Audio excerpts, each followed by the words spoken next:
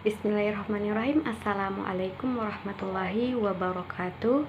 Raditu billahi robba wa bil islami dina wa bi muhammadin nabiyya wa rasulah amma ba'd.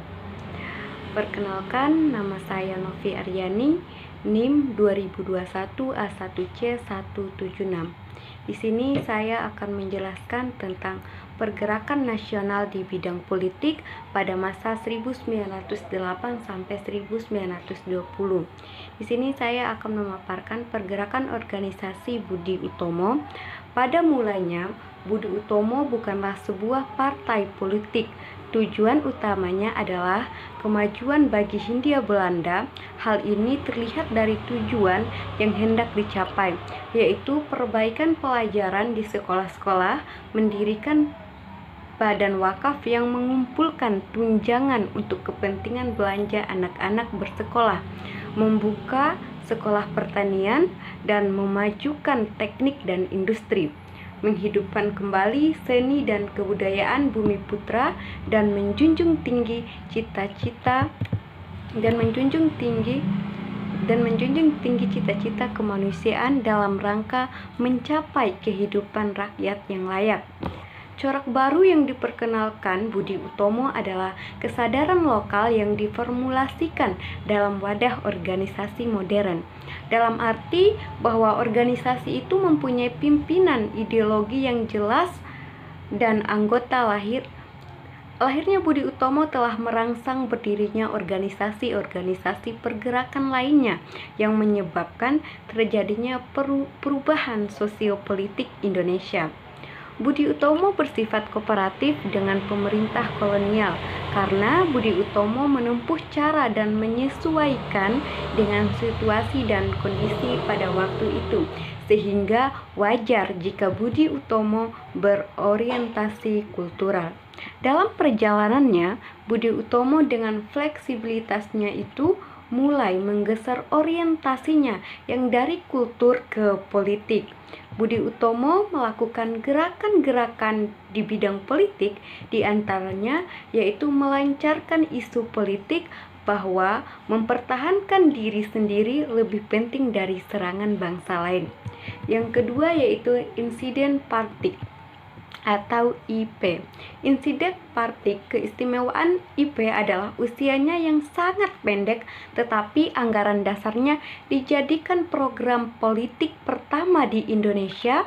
Organisasi ini didirikan oleh Evedo Westdekker di Bandung pada 25 Desember 1912. Insiden Partik adalah organisasi campuran yang menginginkan kerjasama orang Indo dan Bumiputra. Gerakan insiden Partik sangatlah mengkhawatirkan pemerintah kolonial Belanda karena IP bersifat radikal dalam menuntut kemerdekaan Indonesia.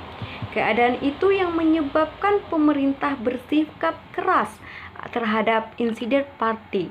Permohonan IP untuk mendapatkan badan hukum sia-sia belaka, dan organisasi ini dinyatakan sebagai partai terlarang sejak 4 Maret 1913.